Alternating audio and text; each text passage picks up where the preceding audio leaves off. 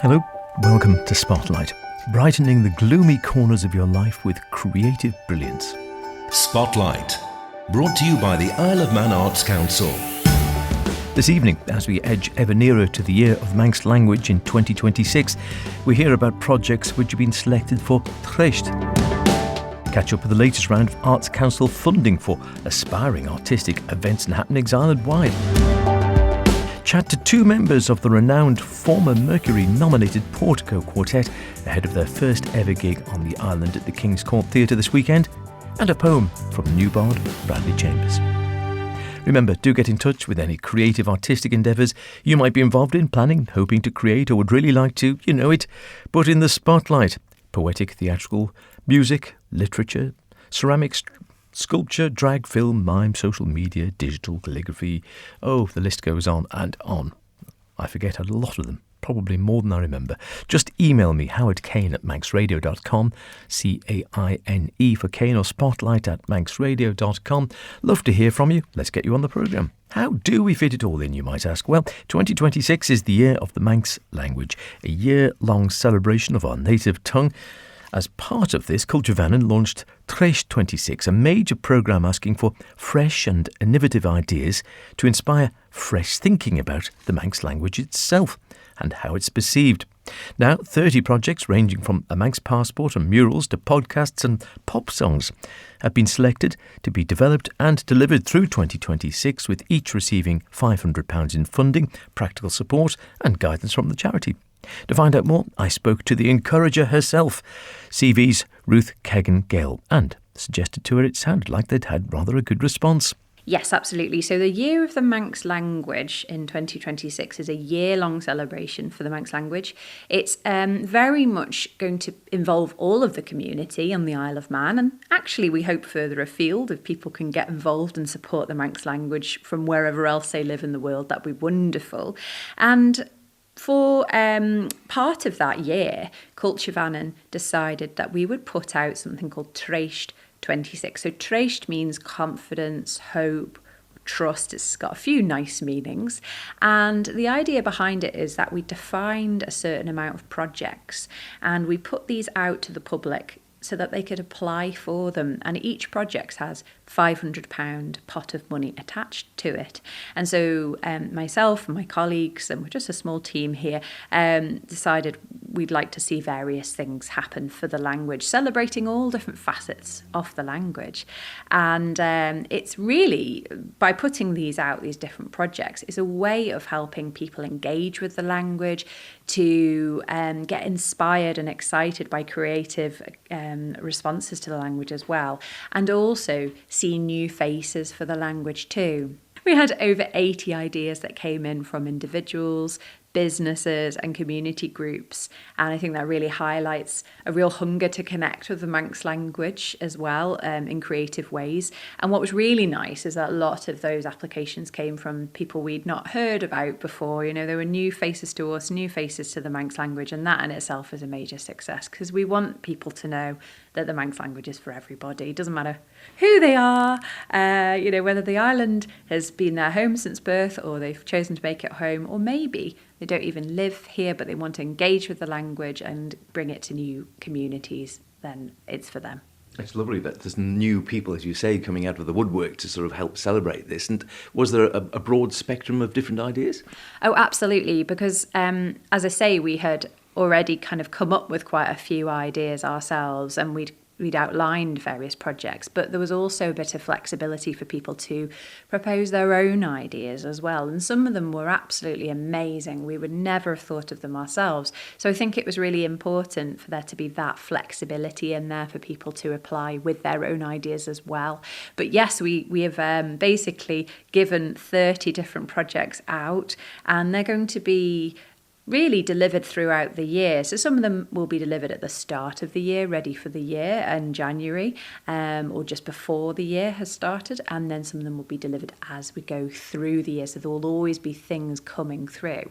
Some of them are very, actual physical products that are going to be delivered. So things like, stickers and stamps with positive affirmations of Manx on, that will be delivered in different community settings for free, or murals celebrating and utilising Manx Manx, or community art projects as well. So there's kind of visual art side of things, but also some connect with music. So for example, new songs for school choirs, or new songs that can be utilised in school settings, in classrooms. But there's all sorts of things as well, like new Manx lessons for new different communities who haven't accessed those before. So many different ideas. I mean, one that I'm excited about as well, I'm excited about them all, I'm going to say. Of course I am. But one where or two I should say, that I was really excited are visual arts responses to celebrate diversity, accessibility and inclusivity. Because Manx as a living language, it has been spoken here for over 1,500 years. It has to represent and reflect the whole community. So those projects will engage with identities and experiences, things like neurodiversity and disability, and actually that'll really help people access those words as well, and see that, the Manx language, like any other language, is constantly evolving, and, new words are created in response to different things that we are talking about in communities. And it's an interesting point that you say new words are created. Is there a process for that, or how does that work? There is a process, yes, absolutely. So we have something called Cúnsail na Gaeilge, and that receives some funding from Culture Vannin. It's sort of an advisory part of Culture Vannin, and it's made up of different individuals, basically. Cúnsail na Gaeilge means the Manx Language Advisory Board, or council of the Manx language, essentially. And it's basically getting lots of different people together to discuss what new words should be created. This happens in lots of different language communities, and you look at other things as well that are happening around the world. I think, for me, I'm very inspired by Te Reo Maori, which is spoken in New Zealand, and the way that they are very, very deeply researching and thinking about the creation of new words, and thinking very deeply behind that. So you look at other language communities around the world as well. But yes, so we have basically a committee of people who come up with coin new words when they're needed, and of course they will be needed. And one thing that might be useful, or might actually come into that category, is I think I saw a project to translate pop songs into Manx. I suppose that might possibly need some words that hitherto weren't used in the Manx language. It depends what those words are, absolutely. Yes, this is true. I suppose if you look at a lot of pop songs, the language that is used throughout is normally fairly easy to translate, but you do sometimes have to go around things in a different way. So, for example, you'll have rhymes in the English language in a pop song. Well, how then do you get the same sense across and then still have rhymes going on in the Manx language? So we're really excited to see. So somebody has got that project, so we're excited to see what they do.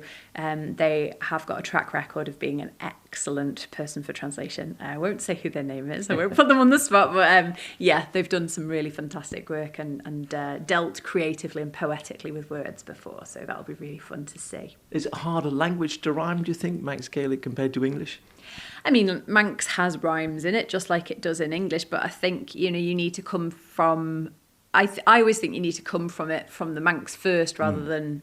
Well, what I mean by that, I suppose, is if you're trying to shoehorn things in, it's going to be a bit harder. And I'm assuming that it'll be... I don't write lyrics. I'm not a lyric writer myself, particularly. I'm a musician, but I tend to take already pre-written lyrics and write songs to them. That's much easier. But I imagine it would be much easier coming with an idea in Manx first and then writing. So actually translating things from English that have rhymed into Manx and then needing it to rhyme, it's such an amazing skill. And we see people like Bob Carswell, who has done loads and loads of things like this, and it's just such a skill. It's amazing.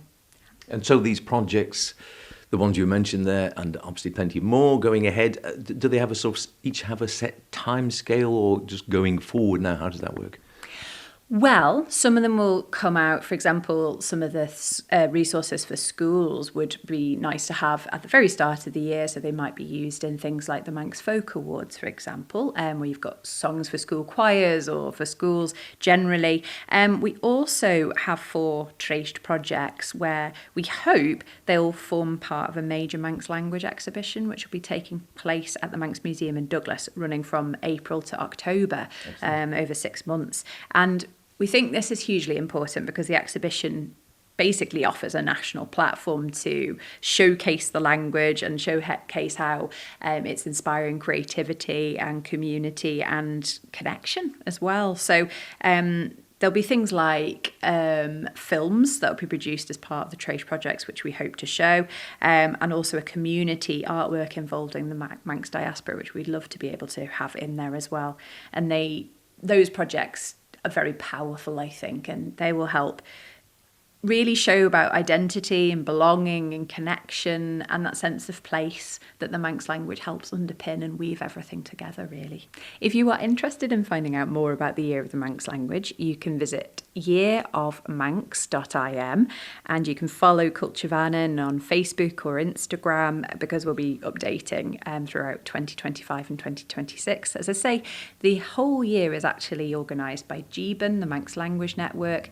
Culture Vannin's just one member of that, but we will be shouting about it to the sky and beyond. So please have a look, and also if you're interested, keep an eye out for more funding opportunities coming up and exciting projects and events. Exactly, and I was just going to actually say exactly that. Is there sort of going to be another round of funding and also more Treisht type projects? There will be other funding opportunities for sure.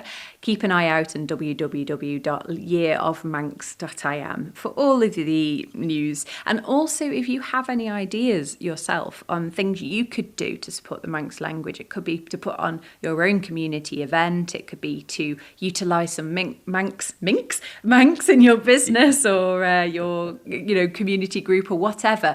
Do get in touch, because we can help with that. We have a translation service which is free to use for community use, translations@culturevannin.im, and we'd love to hear from you.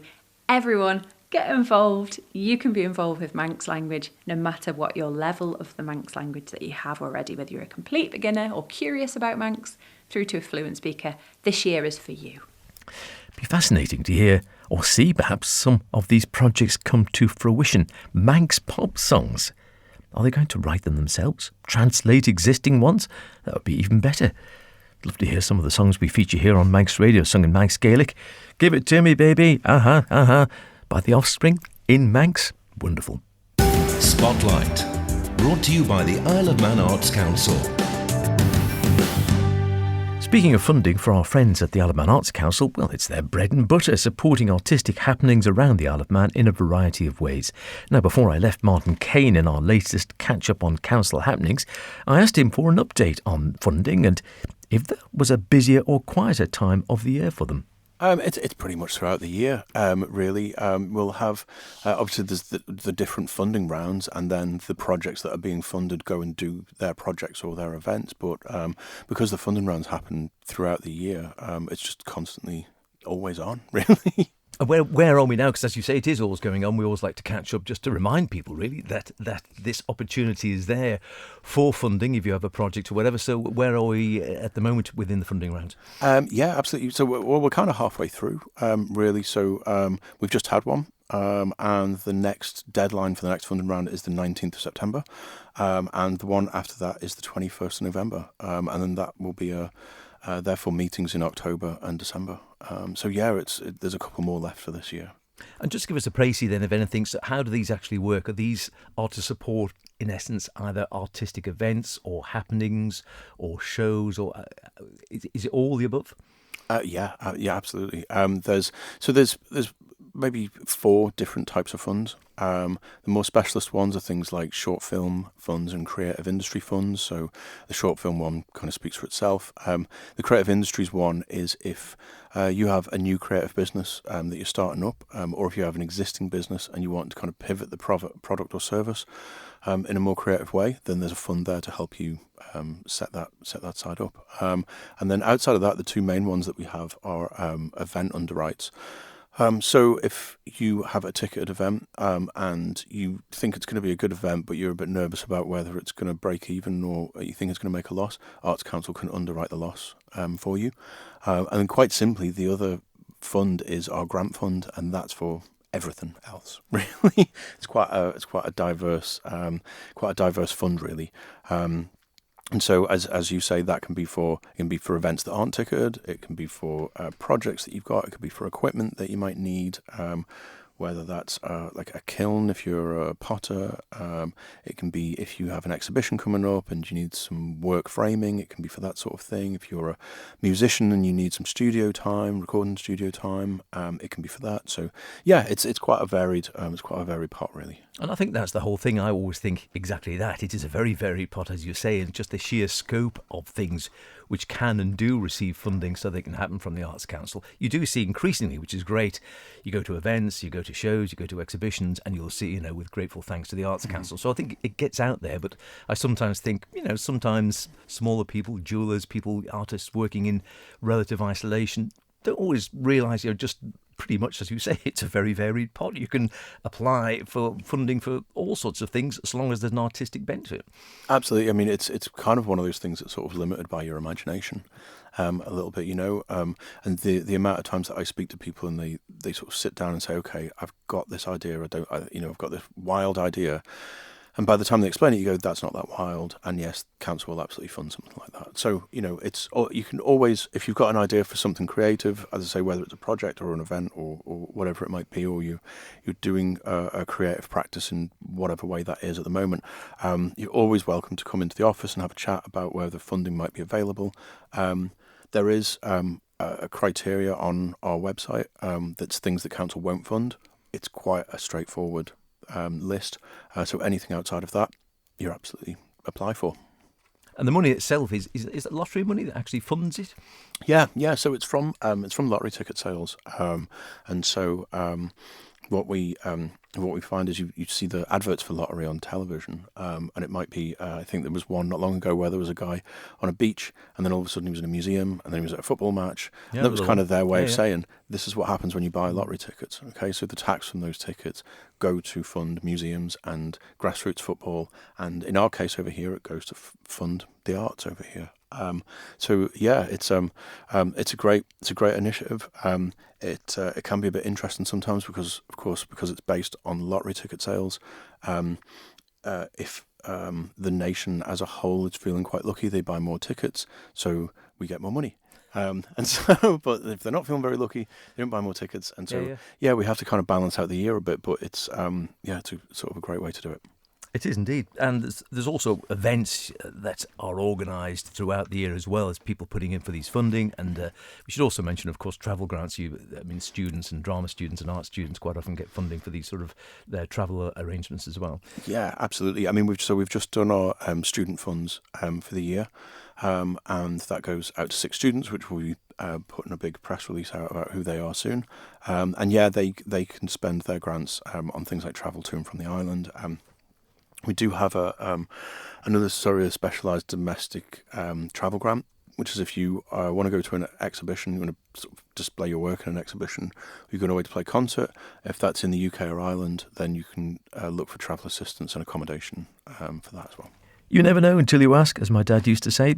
So if you've got any ideas you'd like to bring to reality, get in touch with the Arts Council, have a chat with Martin or some of the others, and who knows where it might end. Before I forget, we heard from the Mandy Griffin in the last week or two, and if you'd like to get involved with the Isle of Man Choral Society this year, then this is an ideal time, as rehearsals for next year's major work are just about to get underway. The first one, Thursday at 7:30pm, St Andrews in Douglas, that's the 11th of September. And the first rehearsal is an open affair, so you can go along with no costs or strings attached and see if you like it. I can't for the life of me think why you wouldn't. They're a very friendly bunch. It's in Douglas. Mandy's an excellent leader. And they're singing the wonderful Carl Jenkins' The Armed Man and also Philip Stopford's Misadeus Nabiscum at the Villa Marina with full orchestra next March the 29th. What a great way to fill your winter months singing on a Thursday evening every few weeks. How about some poetry from our new bard, Bradley Chambers? This is called The Peat Cutters. They'd tax the air you breathe, he huffed as he stood in the mud of the lag. Would they could. He dug and hauled the excavated turf to me, to load into his car parked down on Brandywell Road, then left to dry on the concrete roof of the shed. It burned a smoke which evoked our closeness to the land.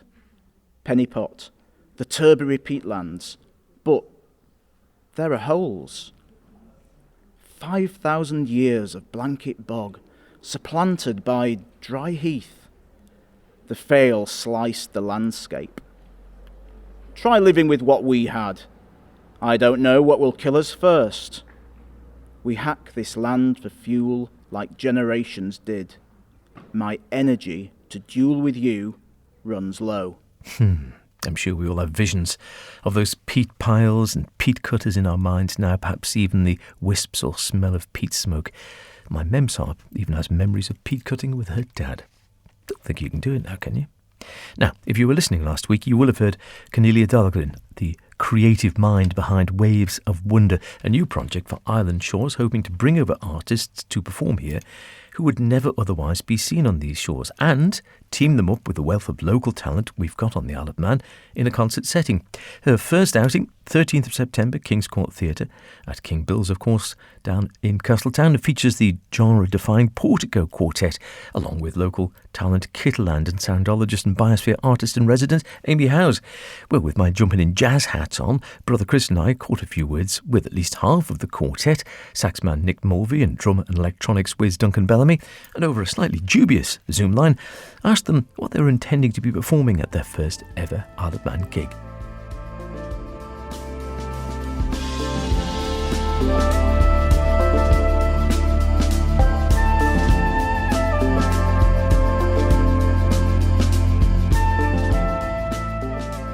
I think it's probably going to be mainly music that it's probably not going to be new music. It's going to be music from probably our latest sort of like our last few records mainly. I think, yeah. And is there, I believe, I was reading again just below, there is a new album in the making, as it were, or currently underway? Where are we on that one?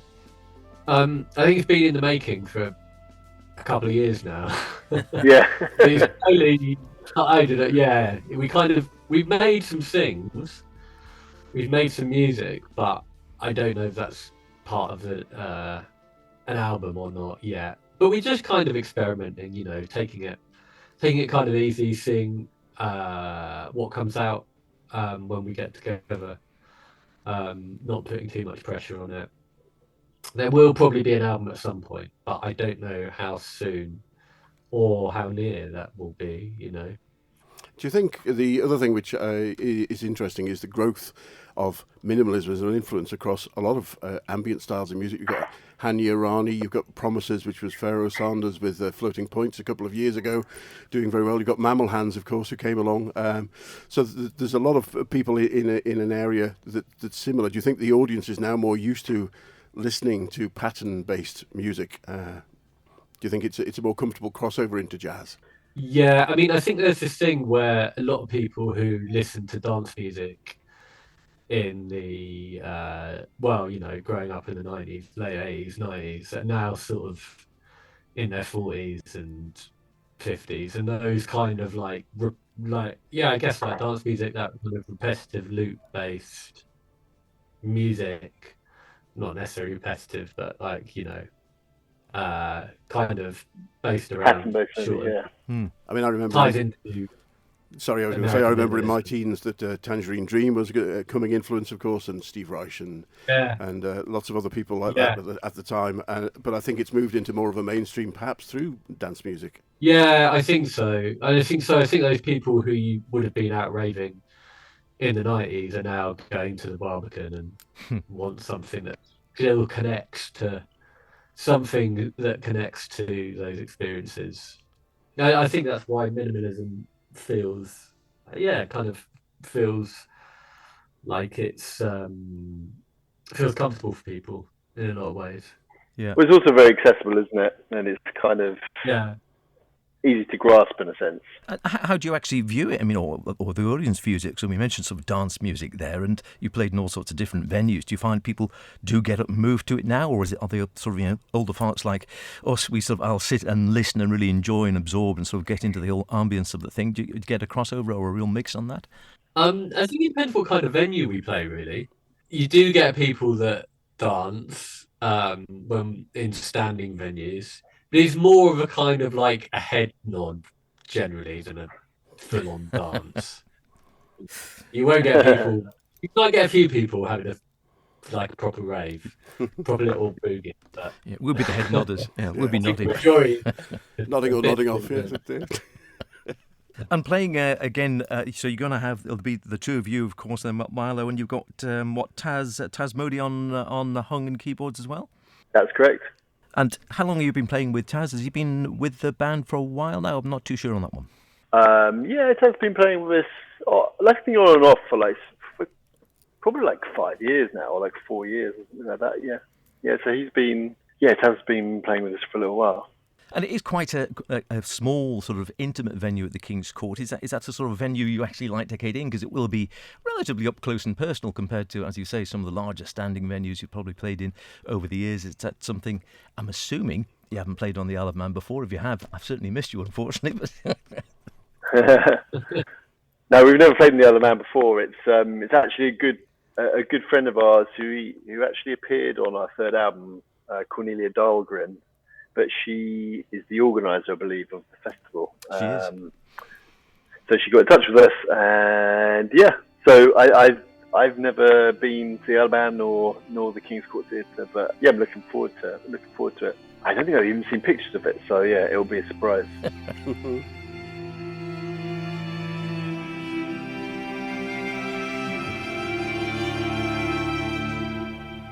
should be a great night. I'm gutted I can't be there due to a prior commitment.